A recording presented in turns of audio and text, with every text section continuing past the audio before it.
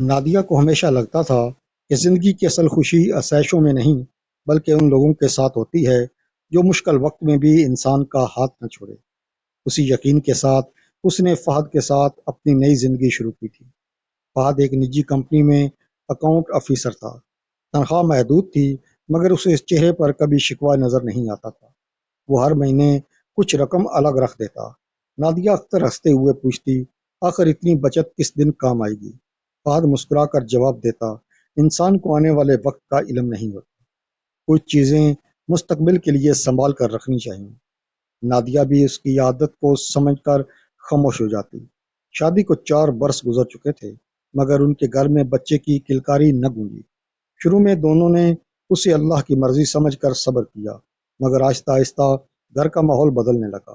اس کی ساس شمیم بیگم ہر دوسرے دن نادیہ کو طعنے دیتی کہ اس نے ان کے بیٹے کی نسل روک دی ہے۔ دیور کامران بھی موقع ملتے ہی زہر اگلتا۔ فہد ہر بار بیوی کے سامنے ڈھال بن کر کھڑا ہو جاتا۔ وہ صاف کہتا، جس بات پر ہمارا اختیار نہیں اس پر کسی کو قصوروار ٹھہرانا ظلم ہے۔ فہد کی یہی عادت کامران کو سب سے زیادہ کھٹتی تھی۔ وہ اکثر کہتا، بھائی تم ضرورت سے زیادہ سیدھے ہو، دنیا اتنی اچھی نہیں جتنی تم سمجھتے ہو۔ فہد صرف مسکرا دیتا۔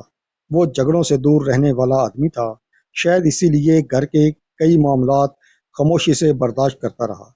ایک شام معمول کے مطابق دفتر سے واپسی پر فہد کا موٹر سائیکل ایک تیز رفتار ٹرک سے ٹکرا گیا۔ لوگوں نے فوراً اسے اسپتال پہنچایا مگر شاید چوٹیں لگنے کی وجہ سے وہ جان بر نہ ہو سکا۔ نادیہ کے لیے یہ خبر قیامت سے کم نہ تھی۔ چند گھنٹوں میں اس کی پوری دنیا اجڑ گئی۔ تدفین کے بعد کچھ دن تک تو سب نے ہمدردی دکھائی مگر پھر وہی چہرے بدلنے لگے۔ شمیم بیگم نے کہنا شروع کر دیا، میرے بیٹے کے بعد اب تمہارا یہاں کیا کام؟ کامران نے بھی گھر کے اخراجات کا بہانہ بنا کر نادیہ کو ہر وقت احساس دلانا شروع کر دیا کہ وہ اس گھر پر بوجھ ہے۔ رفتہ رفتہ نادیہ کی حیثیت ایک بہو سے زیادہ ملازمہ کی رہ گئی۔ صبح سب سے پہلے اٹھتی، پورے گھر کا کام کرتی مگر کھانے کے وقت سب کے بعد اس کی باری آتی۔ کبھی سالن بچتا تو مل جاتا ورنہ چائے اور خشک روٹی پر گزارا کرنا پڑتا۔ کئی بار وہ رات کو فہد کی تصویر ہاتھ میں لے کر خاموشی سے بیٹھ جاتی۔ اسے یوں محسوس ہوتا جیسے اس کا اپنا وجود بھی اسی تصویر کے ساتھ ماضی کا حصہ بنتا جا رہا ہے۔ ایک دن کامران نے اچانک فہد کے کمرے کی الماری کھول کر اس کی فائلیں نکالنا شروع کر دی۔ نادیہ نے حیرت سے پوچھا، آپ کیا ڈھونڈ رہے ہیں؟ کامران نے غصے سے جواب دیا، یہ گھر اب میرا ہے، بھائی کے کاغذات بھی دیکھنا میرا حق ہے۔ نادیہ نے پہلی بار اس کا ہاتھ روک لیا، یہ فہد کی امانت ہے، بغیر وجہ میں کسی کو ہاتھ نہیں لگانے دوں گی۔ کامران نے تیز نظروں سے اسے دیکھا پھر خاموشی سے کمرے سے نکل گیا۔ اس دن پہلی بار نادیہ کو محسوس ہوا کہ وہ صرف اسے گھر سے نکالنا نہیں چاہتا بلکہ فہد کی کسی چیز کی تلاش میں بھی ہے۔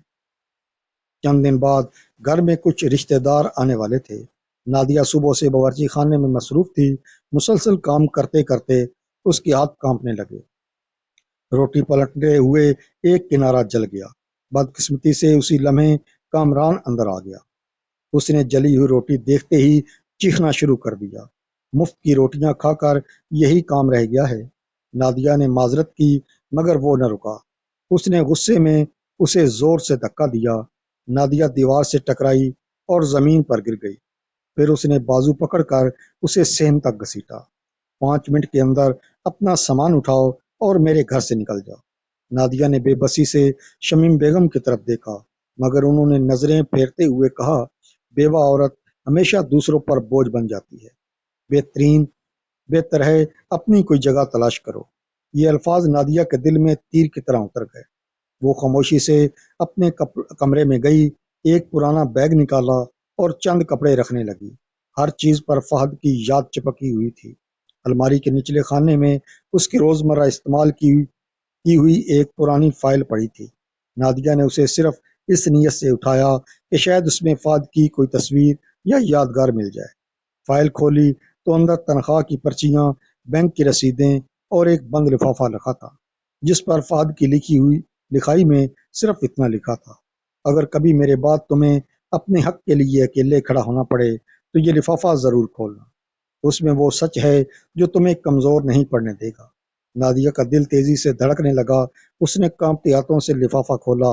اندر ایک مختصر خط اور ایک وکیل کا وزٹنگ کارڈ اور بینک لاکر کی چابی رکھی تھی، مگر خط کا آخری جملہ پڑھتے ہی اس کے چہرے کا رنگ اڑ گیا۔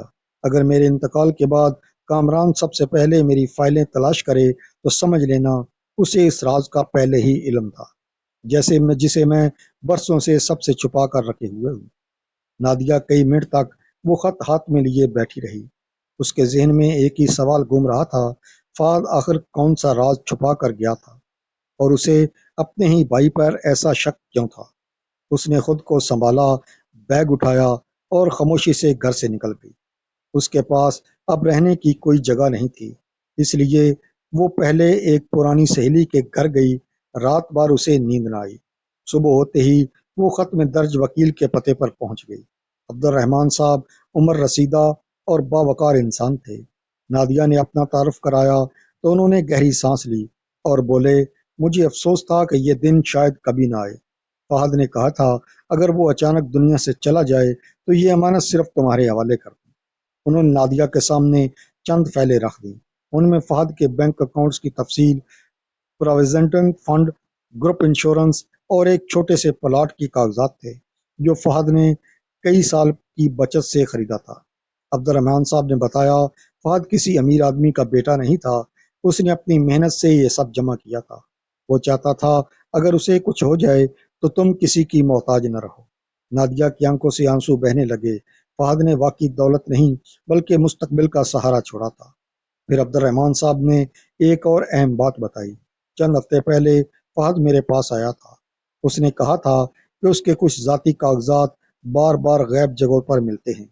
اسے شک تھا کہ کوئی انہیں چوری چھپے دیکھ رہا ہے۔ میں نے اسے مشورہ دیا تھا اگر اصل دستاویزات بینک لاکر میں منتقل کر دے، اور اس نے ایسا ہی کیا۔ اسی روز نادیہ بینک پہنچی۔ لاکر میں اصل رجسٹری، نامزدگی کے فارم، سرمایہ کاری کی رسیدیں اور فہد کی ایک ڈائری موجود تھی۔ ڈائری میں اس نے روزمرہ کے حالات لکھے ہوئے تھے۔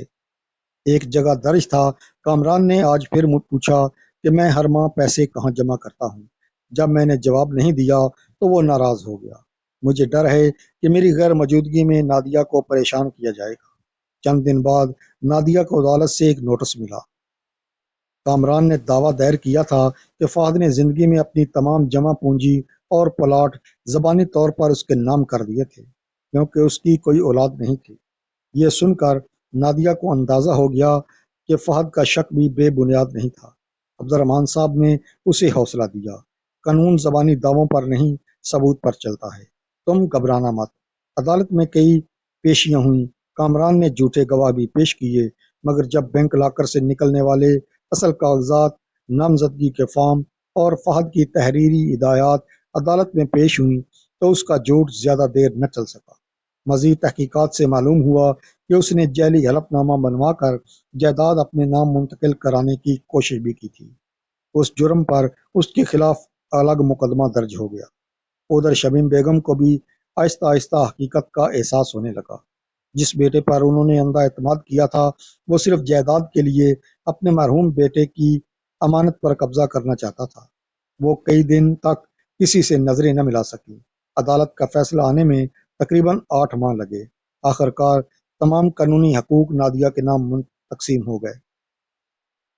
فہد کے جمع پونجی، انشورنس، پراویڈنٹ فنڈ اور پلاٹ قانونی طور پر اس کے تھے۔ کامران کا دعویٰ مسترد ہو گیا اور جعلی دستاویزات تیار کرنے کے جرم میں اسے سزا بھی سنائی گئی۔ فیصلے کے چند دن بعد شمیم بیگم نادیہ سے ملنے آئیں۔ ان کے چہرے پر وہ غرور نہیں تھا جو کبھی ہر بات میں جھلکتا تھا۔ وہ دھیرے سے بولیں، بیٹی، میں نے تمہارے ساتھ بہت ظلم کیا۔ مجھے لگا تھا تم ہمارے مال پر نظر رکھتی ہو، مگر حقیقت تو یہ تھی کہ میرا اپنا بیٹا لالچ میں اندھا ہو چکا تھا۔ اگر ہو سکے تو مجھے معاف کر دینا۔ نادیہ کو کچھ لمحے خاموش رہی، پھر آہستہ سے بولی، امی جی، میں نے فہد سے ایک بات سیکھی تھی کہ نفرت انسان کو اندر سے ختم کر دیتی ہے۔ میں آپ سے نفرت نہیں کرتی، مگر میں وہ دن بھی نہیں بھول سکتی جب آپ نے مجھے دروازے سے نکال دیا تھا۔ اس نے شمیم بیگم کی مالی مدد کا ذمہ ضرور لیا، مگر دوبارہ اس گھر میں رہنے واپس نہیں گئی۔ وقت گزرتا گیا۔ نادیہ نے فہد کے پلاٹ پر ایک چھوٹا سا گھر تعمیر کیا۔ باقی رقم کو اس نے سمجھداری سے سرمایہ کاری میں لگایا اور ایک صلاحی و تربیتی مرکز قائم کیا، جہاں بیوہ اور بے سہارا خواتین کو مفت ہنر سکھایا جاتا تھا تاکہ وہ دوسروں کی محتاج نہ رہیں۔ ہر شام وہ سین میں بیٹھی فہد کی تصویر کو دیکھتی اور دل ہی دل میں کہتی، تم نے مجھے دولت نہیں خودداری دی تھی۔ اگر تم دور اندیش نہ ہوتے تو شاید آج میں واقعی بے آسرا ہوتی۔ زندگی نے اسے یہ سکھا دیا تھا کہ انسان کے جانے کے بعد اس کی چھوڑی ہوئی سب سے قیمتی چیز صرف جائیداد نہیں، بلکہ اس کی دی ہوئی عزت، اعتماد اور صحیح فیصلہ ہوتا ہے۔ اس کہانی سے ہمیں یہ سبق ملتا ہے کہ دولت سے زیادہ قیمتی چیز دیانتداری، دور اندیشی اور انصاف ہے۔ جو لوگ لالچ میں رشتوں کو قربان کر دیتے ہیں، وہ آخرکار سب کچھ کھو دیتے ہیں، جبکہ صبر اور سچائی انسان کو اس کا حق ضرور دلاتی ہے۔ اگر آپ میری جگہ ہوتے تو کیا فیصلہ کرتے؟ اپنی رائے کمنٹ میں ضرور لکھیں۔ آپ کو ایسی جذباتی، سبق آموز اور سسپنس سے بھرپور کہانیاں پسند ہیں تو ویڈیو کو لائک کریں، گولڈن وائس سٹوری کو سبسکرائب کریں اور بیل آئیکن ضرور دبائیں تاکہ ایسی مزید بہترین کہانیاں سب سے پہلے آپ تک پہنچ سکیں۔ اگلی کہانی تک کے لیے اپنے میزبان کو اجازت دیں۔ اللہ حافظ۔